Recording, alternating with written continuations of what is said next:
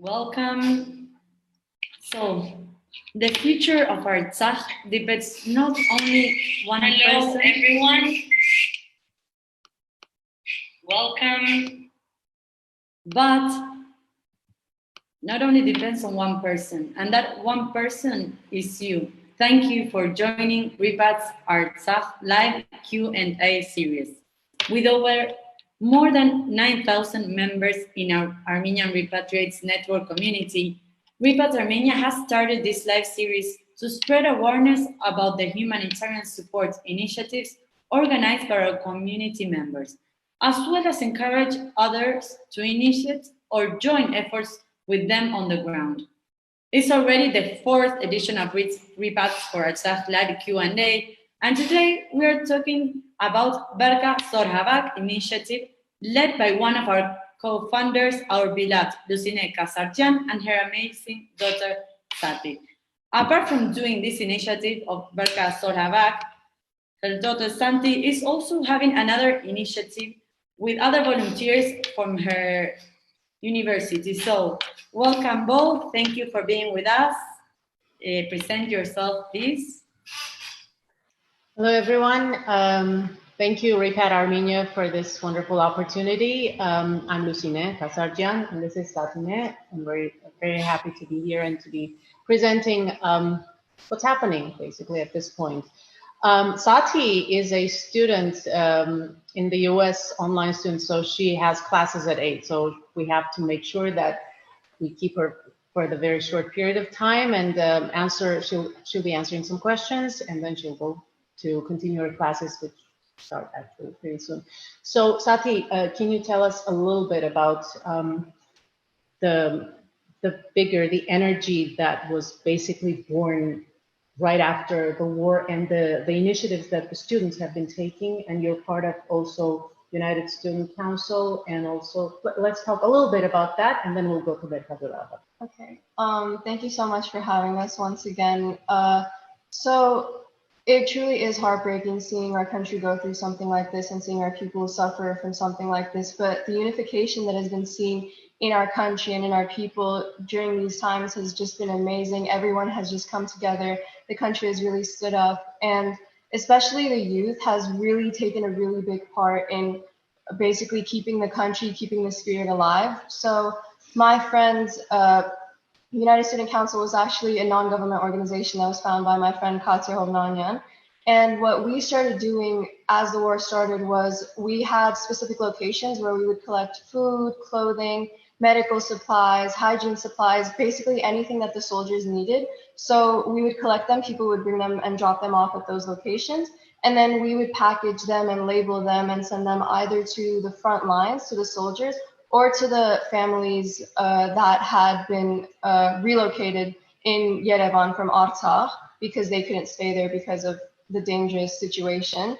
It really was amazing just seeing how everyone came together, and in different locations in Yerevan, everyone was doing this. It wasn't just us, it was different groups, universities, schools, companies, everyone just came together.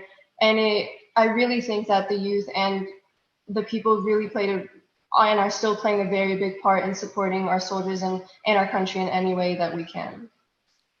Okay, so basically you're doing this initiative all led by young people. I think it's very inspirational to see not only the big people and the more professional people, but also the students that are learning from all this and are apporting a lot from their own experience. I think it's very enrichment for everyone. So I have a question, so maybe we can understand more this situation. So how was the way you spread the word on you collecting all those things, so people who go there and actually take all those things? Okay, so since we're in the 21st century, the biggest way to spread the word, the easiest way, is social media. So all of us, the United Student Council members, our friends, all of us would just post on social media. We would tell all our friends, all our relatives. We would tell our parents to spread the word to their friends, and we would keep it going for a pretty long time. And people would just know. We would have specific times where people could drop stuff off. We had specific lists, so people knew what they could buy and what could be very helpful and what was very necessary during the times. So yeah, that was basically how we spread the word. Of course, yeah. while we were collecting these stuff, it was the people who were allowed in the space were very limited. We were following COVID-19 guidelines. Masks were provided and also gloves were provided, and we tried to social distance as much as we could. Of course, yeah, totally agree. I think most of the organizations that are working now are using the social media to spread the word about what is needed or not. And talking about what is needed or not, which elements were the ones you most received? How did you tell people, okay, now we need more of this or more of that? How did you manage the whole process of knowing what you effectively need and then getting it so then you could spread it? Okay, so there were some stuff that were just always necessary, as in bottled water, winter clothes, blankets, medical supplies, and hygiene supplies. These were the main things that were always necessary. And at the end of each day, we would post for the next day saying we would publish a list of the specific types of medical supplies or whatever we needed so that people knew exactly what to bring. So we wouldn't have, I mean, of course, we couldn't have too much of everything because everything was needed at the time, but we really tried to limit the specifics of what we needed and what people could bring to be helpful to us. Exactly. So, Sati, tell us, maybe we didn't introduce us properly for the people. I'm Florencia, I'm from Uruguay. I'm a volunteer in Birthright and actually volunteering in repats. You guys, please introduce. You told us you were studying in the US.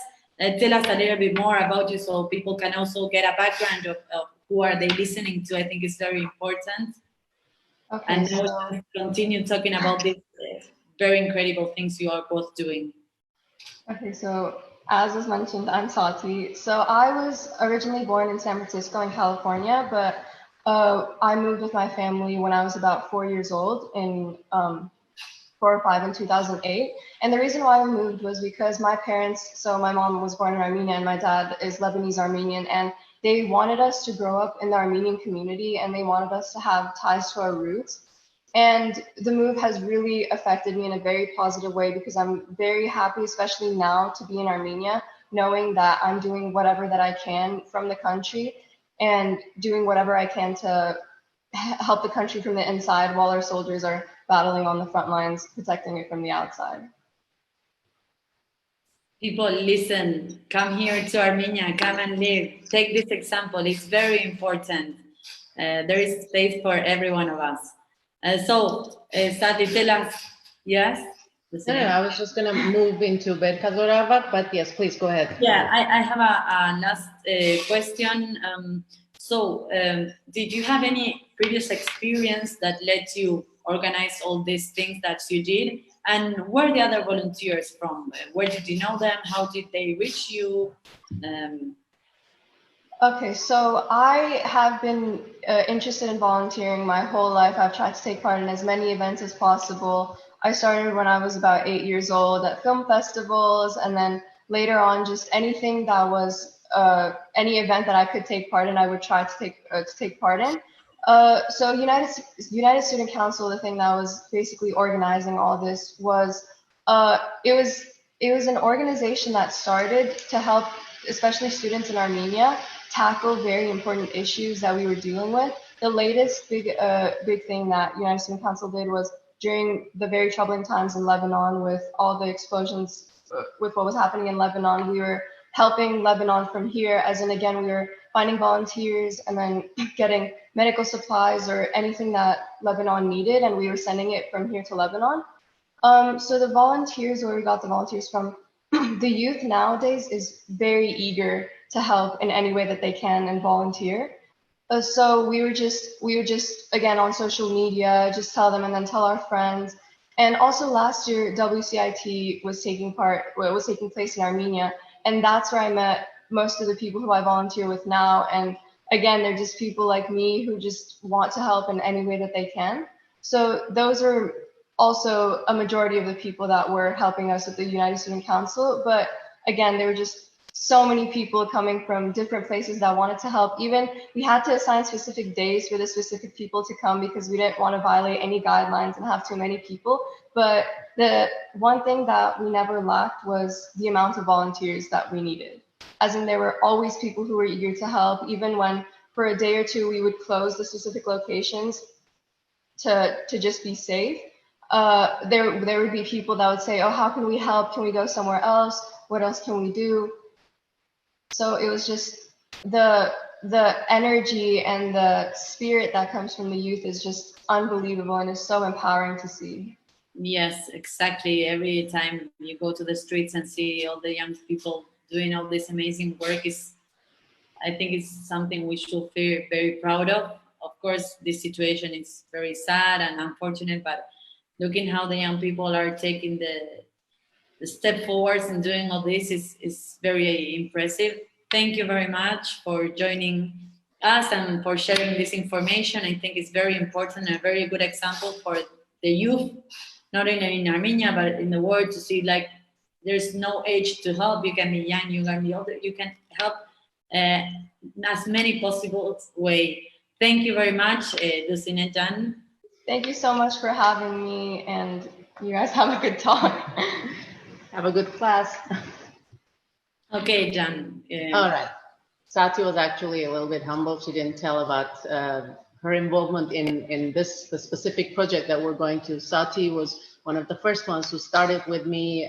We set up the Facebook page and the Instagram page, and she's been helping hands-on, even collecting the crop. We had a very productive eggplant collection. So it's really wonderful to be able to be here, and I don't think I would imagine us being anywhere else and just trying to help, because I can't imagine what the diaspora and Armenians are feeling right now, trying to be helpful and being away. I mean, you can't really be donating every day, you can't really be closing the bridges every day, right? Or you can't really be sending letters to the senators every day.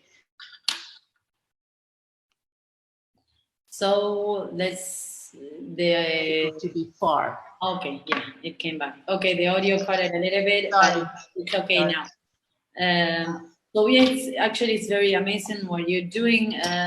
Start telling us about it a little bit more. How it is, of course, we know when it started, but how did it started?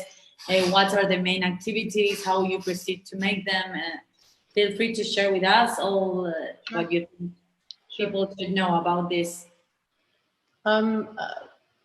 One thing I can tell you is that I am so happy and upset at one thing. We are so incredibly unified at this moment that if had we done this or half of this before the war or some years even ago, we would have been in I don't know, somewhere else. But you know what? Now that we've seen that we are able to do this, we cannot really lose the momentum. We have to keep this on for a long time, and obviously this is all very reactive because of the war, so we need to be very proactive after the war, and we need to organize and plan and project so much more, and in the coming days and weeks and months and years, definitely. So how this whole thing started, obviously being in Armenia doesn't really mean that you're still helpful, right? So everybody, especially from the first days of war, you feel so helpless and you want to be useful and you can't. So there were plenty of initiatives that just started, you know, overnight, and they're incredible. Like before going to BerkaZoraHavak, I just want to mention maybe like 2 or 3 of the projects that are also involving repats as well. For example, we set up a really nice group with local and repats specialists, educators, pedagogues, teachers, online teachers, offline teachers. And right now, for example, there's a very interesting project happening involving, for example, my friend Sevana Panosyan from KZV Armenian School in San Francisco. We connected with, for example, Nanur Balabanyan here. She's managing the Hidden Road Initiative locally, again, from the Bay Area or from California. Connected with Ani Artsakh locally here, who managed to bring in local forces, joined the forces with Teach for Armenia teachers, and now we have a program that's supporting the students that have been displaced from Artsakh locally with online and offline classes. And just something small, so you can see our friends are being helpful from abroad, from the diaspora. and our friends here are helping each other to resolve these issues.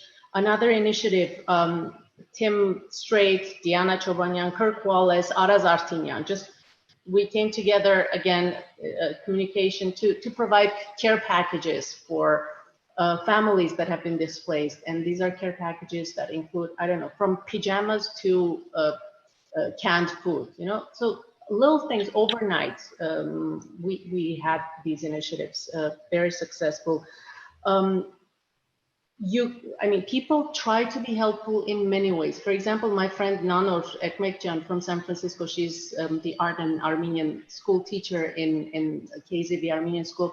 Her 5th grade students sent wonderful letters for our soldiers. Yes, so we were, exactly. So we were very, very thankful to Harat Jagatspanyan, who managed to hand deliver these letters to his friend and the students. So anything helps, right? So you collect eggplants, you send a message, you send funds, you talk to your local representative in California. So anything helps. Coming back to our project. So I'm going to interrupt you a little bit. I think it's very amazing how from both countries and the same objective and the same project can be developed at the same time. And people that are listening, please be really aware of this. No matter where you are, you can actually do a project directly connected to Armenia beside of donating money. That of course is important as well, but there are other factors that I think we shouldn't left them aside. And this is one of the best examples we've had. And we've actually talked with other repats about this. In which other ways can people help? Of course, this is one of them, and it's very impressive. So I don't know, let's tell everyone to open their own and do the same work you are doing and start their own initiative to support Armenia also in another way, a more psychological way, educational way. There's a lot of things to do. So I think it's very important what you do it, and thank you for mentioning it because it's going to be very helpful for the whole community. Absolutely, absolutely. I mean, from therapy dogs to books for soldiers, think of projects, you know, you definitely can come up with wonderful initiatives. Definitely. Now, quickly, let's talk about BerkaZoraHavak. So trying to be helpful of something and obvious.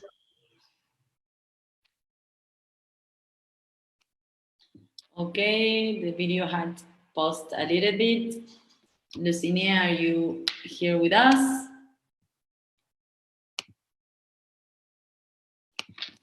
So all of this, like during summer. The video cuts, so maybe can you start telling us from the start, because I think it didn't appear in Facebook. So sorry, I don't know what's happening. I think connection problems. It's normal. Sorry. Yeah. Normal. My concern was that the soldiers who were in the front, fathers, sons, daughters, sisters, so especially the ones who used to live, like, for example, in the villages and who had a crop that was not collected. That started actually just bothering me so much because, I mean, they have been working throughout the summer, or spring and summer, and this was the time when this basically crop was going to be helpful for them throughout winter. Either they were going to collect for themselves or sell. I mean, this was their livelihood, right? So I decided to kind of collect a group of volunteers to just go and help people whose fathers and sons were in the front fighting against Turkish Azeri aggression. Obviously 2 or 3 days of discussions, and then you find out, thanks to social media, then you find out that others have been trying to have similar efforts. And so a group starts. So within literally a week, we gathered a group of 4 of us locally here, and then 2 people joined us, one from California and her friend Maria. So this initiative at this point is a joint effort that includes a person who's literally dealing with the main crop, going and talking to the factory, the canning factory, Haik Melikian, like energy, non-stop energy. So Haik Melikyan is helping us. He's also the founder of Bejkarat Hayastan, a Facebook group, a very knowledgeable person. So Haik is one of the members. Arman Hayrapetyan, another ball of fire, incredible, and he's also working in Hayreni Kitarpasnej, a non-profit as well. So he joined with all of his connections. Now he's bringing cars, and because we need all of the support, for example, for transportation, for other donations. We have Anna Avakyan. She is literally putting everything, like the organization is done by Anna, and we couldn't do anything without her, dealing with all of the volunteers and the locations and the timings and the organizations who are basically picking up locations and going and doing the work. And we have Maria Gevorkan and Maria Sarkisyan from San Francisco, and these ladies have been vigorously working on fundraising as well. So it's as I said, it just we got together and it just works, and it works so far perfectly. And we're really in a hurry because the crop season is going to be done pretty soon. So we have to make sure that we're working very fast and we're gathering enough funds to work and come to fruition, no pun intended. So at this point, let me talk a little bit about how things are done. So our volunteers, two days prior, a day or 2 days prior, we have a Facebook page called BerkaZoraHavak.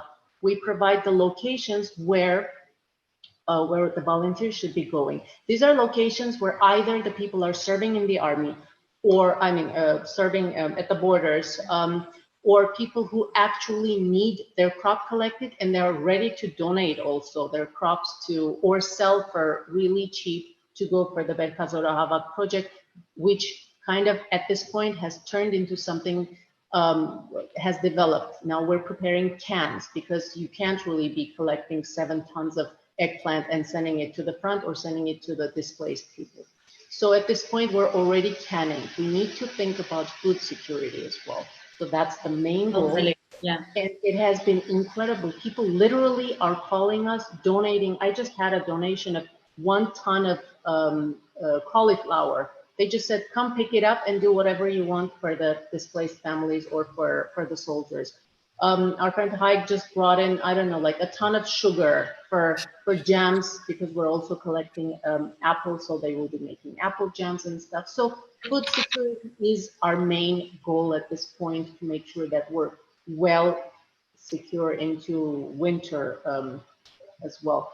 Within literally 2 weeks, our group grew from, I don't know, 84 to 500 something, and people literally are calling, and organizations are calling. They want to pick up a specific location all by themselves, because this is also a team building effort, and they do feel good about what the end result is, right? Mm-hmm. So PixArt had a wonderful direction. They went, I think it was a Gedashen eggplant collection, and then now we have several. So whoever wants to join, you just join the BerkaZoraHavak page, and you can see which location you like to go, how many volunteers are needed.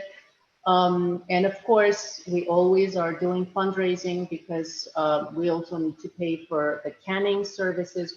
And they also need to pay their taxes. So this is all, and the canning activities are all done in professional. It's not like homemade stuff. It's all done in professional canning factories.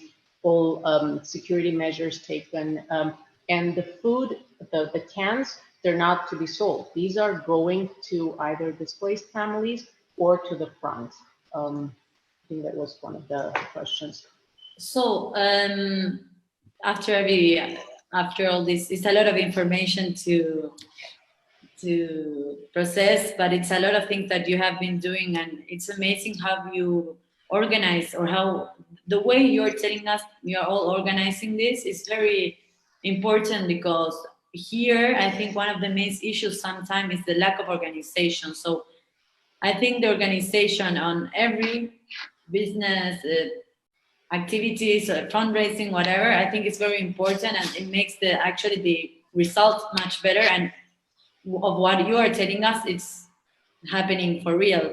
So the fundraising, how are you dealing with that? Are you getting fundraising from the US, from here? Tell us a little bit more about that. Well, as I said, we get also in-kind donations. Somebody's providing with a big truck to go and bring in the, somebody's providing with, as I said, for example, the sugar or the canning services.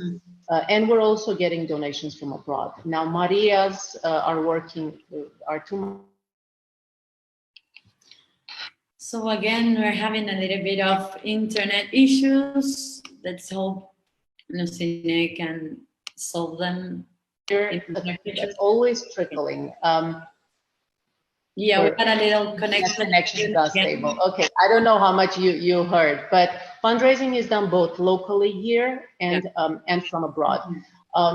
They're donors who just donate a large sum, and they just say, you know what, like do this specific amount of canning and keep it for future because for their project. And there are also canning services that are done. I mean, the donations are coming, as I said, from $100 to $5,000. So we need to make sure that we keep this on until as long as we can, because pretty much by December, all of this will be done and there won't be any crop left to collect. So this is, the time is now if people want to participate in this. And if they're not here, definitely donations would help so that we can have more cans of eggplant caviar and I don't know, biberi bekmez or whatever.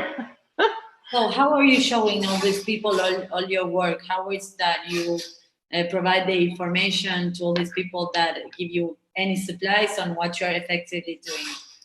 Well, again, because this was a very reactive project, I think most of the donors are entrusting their funds with the people who are doing the fundraising. But we also provide with the photos. I think if you go to BerkaZoraHavak page on Facebook, you can see from activities of like, I think Birthriders also went to do collection of crops, and they obviously post photos. And we also post photos of post-production. For example, all of the thousands of cans. I think at this point we have 10,500 bottles of just eggplant caviar, eggplant ikra in production at this point as we're talking. I think 7.5 kilos of just eggplant was collected. We have gorgeous. Yeah, and this, where are these? Sorry for my ignorance in this area specifically, but where are the harvest is made? Do you have like a place of yours, a place of someone that put it on to everyone? As I said, our team members are always in search of families who have crops that need to be collected, and their basically workforce is out, or people who are ready to sell us their supplies for very, very cheap. I think like very inexpensive, not like in the market. So we're always doing the fundraising. We're always doing the searching for families who have soldiers. We're always searching for families who would like to donate their crops so that we don't lose the momentum and we go on about this as long as we can. So these families that you are selecting, so then you can helping, how do you reach them? Do you have contacts or with the Ministry of Social Affairs? How is that you get the information of that? As I said, luckily this group came together so quickly, and between the 6 of us, our connections are tight and we have more than we can provide. So obviously, we will work with the Ministry of Social Affairs, who will let us know which groups, vulnerable groups, are available so that we can then provide them when needed with these supplies. But at this point, we have plenty of connections, we have plenty of supply, and we're just going as long as we can until the season is over. It's so important. And of course, I think in the future we're going to make this hopefully something that's going to go on for on the volunteering base, maybe throughout the year, for people who just want to come to visit Armenia. They might be part of this. I don't know. We will be developing this idea. I was just thinking about that also, you know, like how important it must be to have directly contact with the Ministry of Social Affairs or with other volunteer corporations to still work on this, because as you said, this is happening now and we didn't prepare before, but we are so strong that we could. But in case it's happening again, or just for the sake of having all these things, I think it's very impressive, and that it's very good to keep on maintaining all these activities.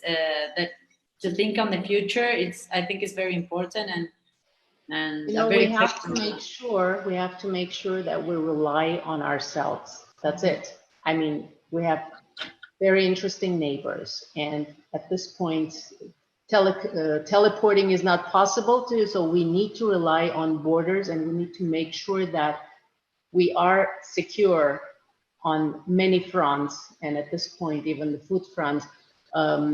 So we have to make sure that all of the steps are taken to be self-sustaining and self-sustainable, and just thinking about not only about today, but tomorrow as well, and just to make sure that we concentrate on making sure our country is safe, sound, and supported by ourselves. You are it's very much true and important what you're saying. We haven't been speaking about this in the other repad talks, but I think it's very important to this, like all of this, and to think about the future. Thank you for sharing everything with us, so that people can hear this, that is very important for our country. We have to be self-sufficient. Of course, as you say, our neighbors are very complicated. Here's a very smart word. Yeah, it was very correct word, but I think you are very right on this, and maybe this for the people who are listening us or they will listen to us. Please listen to her. Listen, it's very important what she's saying. Armenia has a big possibilities of being part of investing, and it's very open also to foreign investors. As on my very few experience here, I have seen that. I've seen a lot of people that, as you did, came here and challenged themselves and go forward and are helping in a very good way. So thank you very much again. And I'm gonna make a question that, of course, in the simple way of seeing it, maybe it's obvious, but I think people will really appreciate to have your opinion. And this is, so why is this project is so important, and why people should join you? And maybe we could, I think it's all connected to what you've been said before, but if you want to add anything else, or why should people join you and join your project and join other projects as well? You know, firstly, obviously, I gave the background on food security, which is obviously the most important part, but also being useful has been so rewarding at this point. You know, it's not about you, it's not for you. People, for example, in our group have been doing completely different things, and they just came together. I would never think about, I mean, trust me, collecting eggplant was not in my bucket list at all, but I did it. White eggplants, that was my first crop, right? With my friend Bacha Satrian, who just repatriated from New York, actually. So we have repats, we have locals, and we literally, at this point, it's just a tabula rasa. You just start from a clean slate. You're like, your main goal, your goal number one is, what can I do for my country? You know, at this point, this is where we are. It's not about what the country can do for you, or whether it's providing with all the modern conveniences and all the pleasantries of the country. No, this is how you serve your country. And you forget about your specialties, you forget about your project, you forget about your previous engagements. You just gather yourself and do something that's going to be helpful, and it's just so rewarding. It's incredible. So I think it's for you, for me, to do stuff like this. It's not for anybody else. So that's on a very personal note. But of course, it is, as I said, for food security, it's important, and also important to show how connected we are and we should be with the diaspora as well. Of course, my call as one of the, as you mentioned, co-founders of Repat Armenia, our main goal is for all of you guys to come back. So this is time, come back. It's very, very, it is important, especially during these days. And I'm sure a lot of our friends and acquaintances and their friends are planning and thinking about coming to Armenia. This is a grand place to live. Trust me, guys. Having lived half of my life in the United States and now here, I'm just so blessed to be able to be here. So come and populate Armenia. We need you. And so the question was, how is it important? Working locally and with the diaspora is another very important aspect that I want to mention. It's been incredible, and obviously we only have 24 hours a day, but I know people who are not sleeping in the US, and I know people who are not sleeping here during the night. So the shifts have all changed, and everybody's trying to do whatever they can to get out of this trouble, out of these troubled times.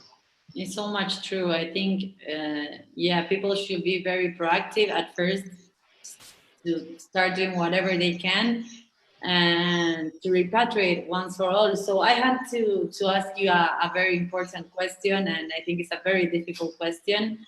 So, well, I don't know if difficult, but I think it's something that will move a lot of people. And the objective of this question is to start like a little thing on them to start saying, okay, how can I come back? How can I go to Armenia? So how do you think people can start their own project on saying, okay, I'm going to Armenia, I'm going to support Armenia, I'm going to make Armenia self-sufficient? How do you think, or what are the possibilities you think that exist in Armenia so people can effectively come and start doing whatever you have been telling us on this little time we've been talking? Of course. Listen, we're not, what I can tell, and I keep telling our friends, especially in the US, we're not in the 1700s or 1800s where you have to collect the cash-ups and everything and put it in on like a camel and move to Armenia. No, times have changed, and you don't need to move your life to come to Armenia. You don't need to break your lifestyle. It's very easy. You keep your Netflix account, you keep your I don't know, your bank accounts. So, but coming to Armenia should not be a hassle. It should be something extremely pleasant, difficult, but very pleasing to your heart. So the idea of what people can do, you don't, one thing that I always tell our kids who are at this point studying, their classes started, one thing that I keep telling them, you can study, get all of the knowledge base that you can have, and then come back with all of your network and knowledge and work for your country. That's the most important thing. I don't mind people living somewhere else for 4 or 5 years or whatever, 10 years, but they need to come here making sure that they're providing, giving back the quality that they have learned.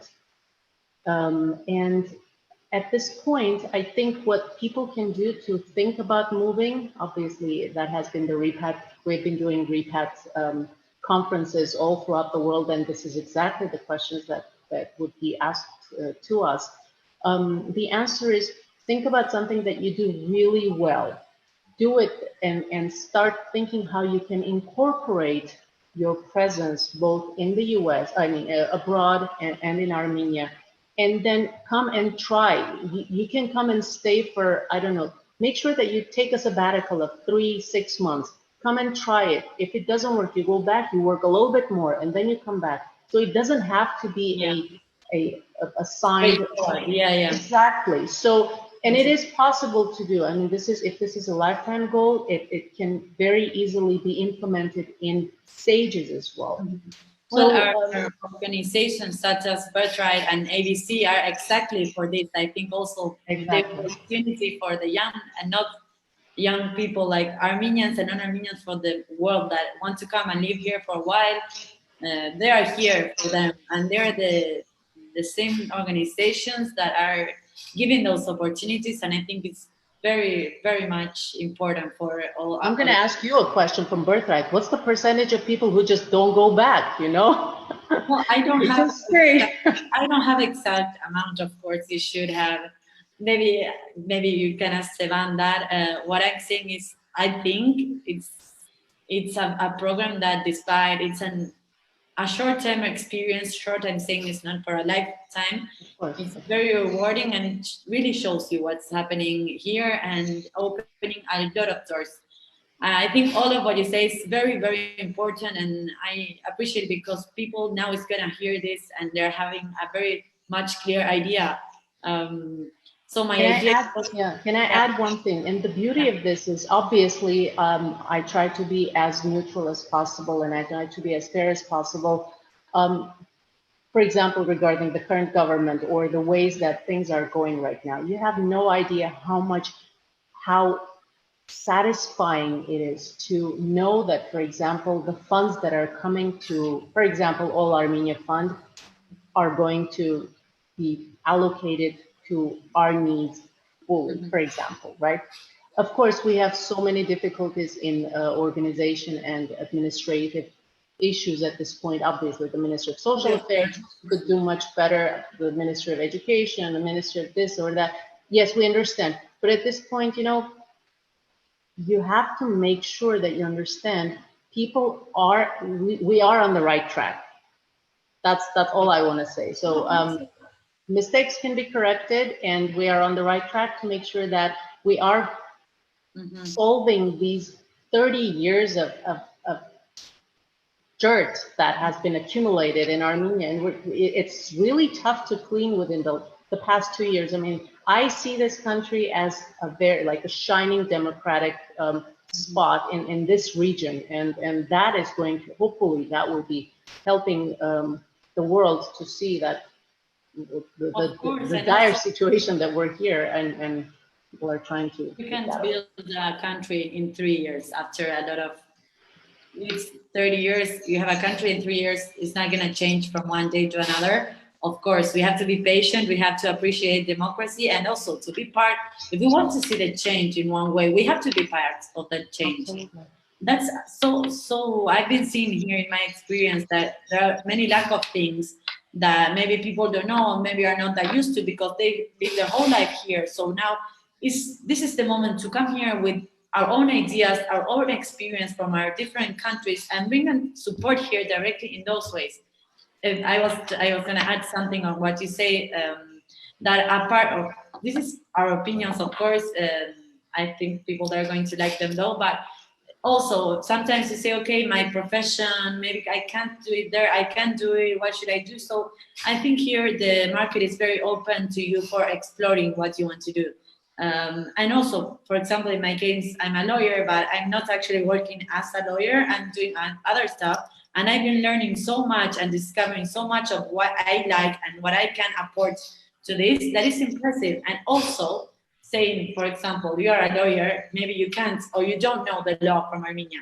But maybe your country has a very, very important law of some subject that here is much needed. So get that information, support, go gives accessory. For example, I work with an NGO that work with disabled people.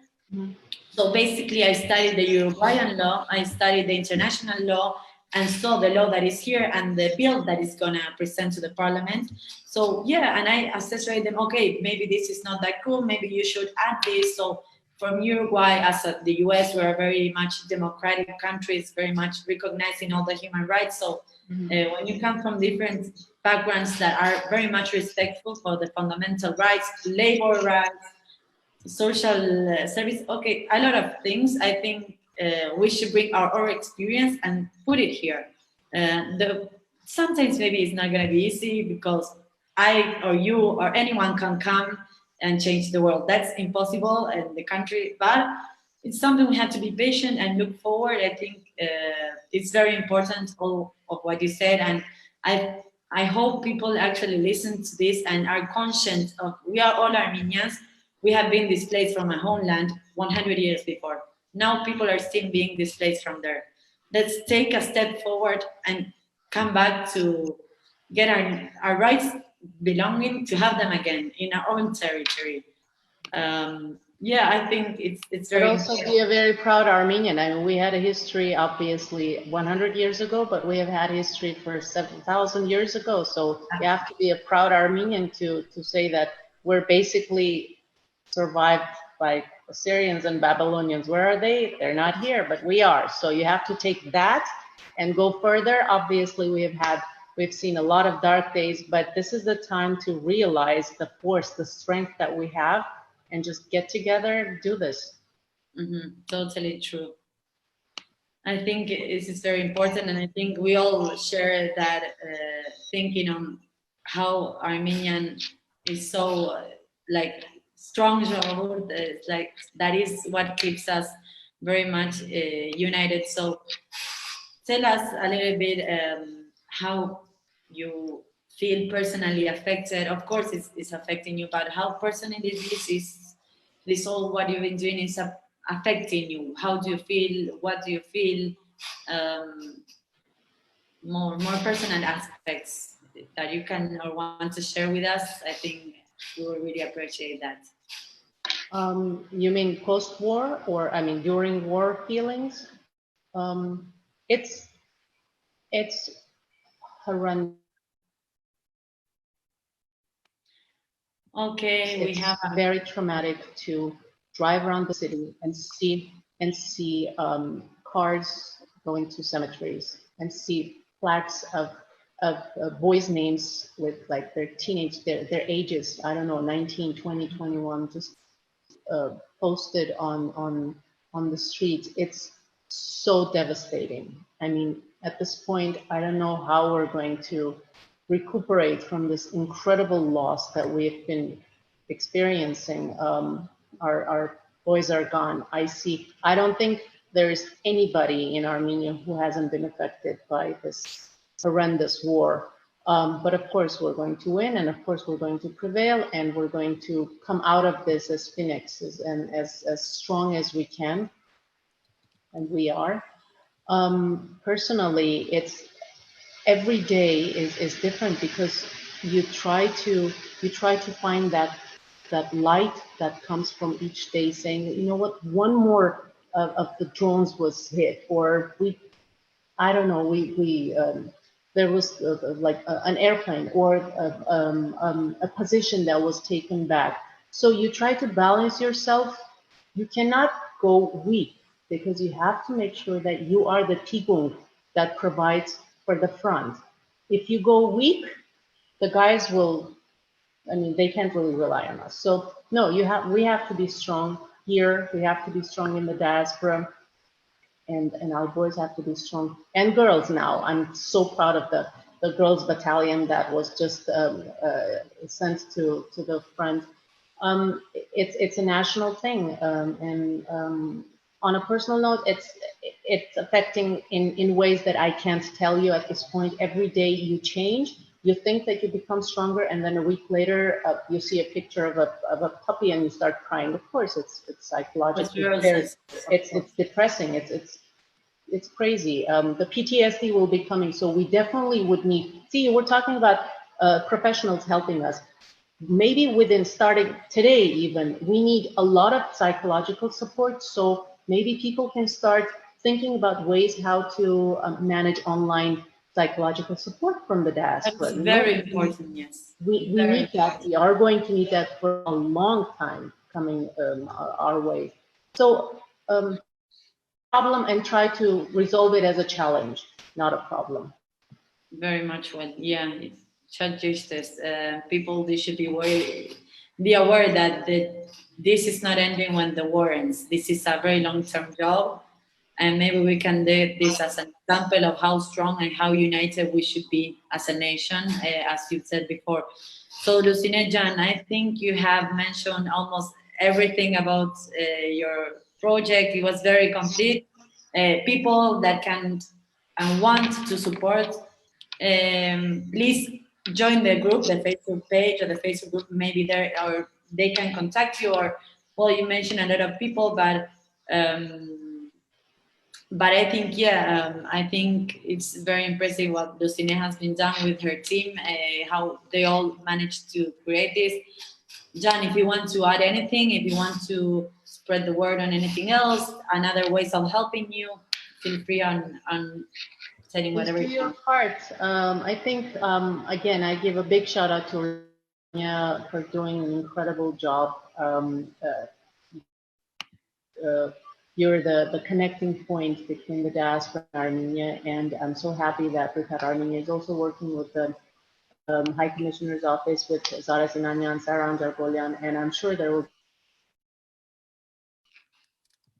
Oh, we're having wonderful projects that are coming our way, connecting the diaspora as well. No, I don't know whether I should be mentioning this or whether this is going to work, but we were talking the other day how to help, how to be helpful from afar. I don't know, Christmas is coming, guys, and maybe you could just think about a trip, an adventure trip to adventure tourism to Artsakh. I'm very hopeful the war will be done very soon, and you guys come visit Artsakh and enjoy our free country, or if you can't, I don't know, donate the money that you were going to allocate. And I think we're going to call the project Give the Gift of Artsakh for Christmas. So you can either gift us with your presence or gift us with the funds. So something cute to think about for coming holidays as well.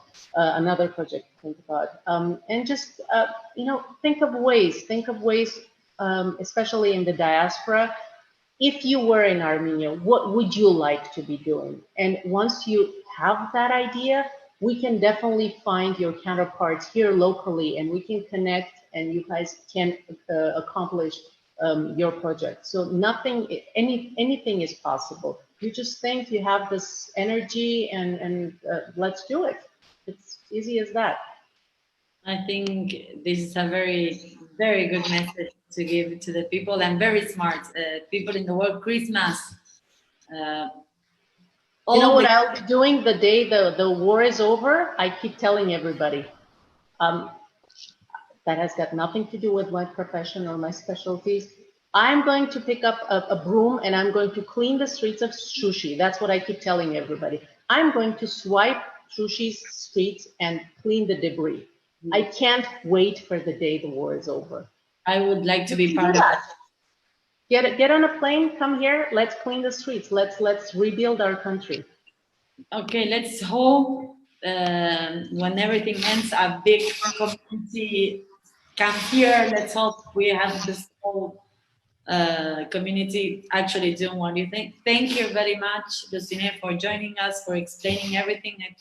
I think not only in my opinion, but in everyone's opinion, what you're doing is very important and very impressive. I don't know, thank you in behalf of the whole nations. You are a very good example of how proactive we should be and strong, and how we can go forward, and from every way we can get support and give it to the ones who most need it now. So thank you everyone again for joining us. Lucineh Jan, thank you. Thank you very much for the invitation. And as you mentioned, the change is done by one, and that one person is you. So think about that. Thank you very much again for everyone. Please share this video. Please contact her. Contact Lucineh. Contact any place you can. Support is much needed in this moment. And we will wait for you in Christmas to clean Shushi's, Stepanagrad, and other streets. Yep. Thank you, Lucineh. Bye. Thank you. Thank you, guys. Bye.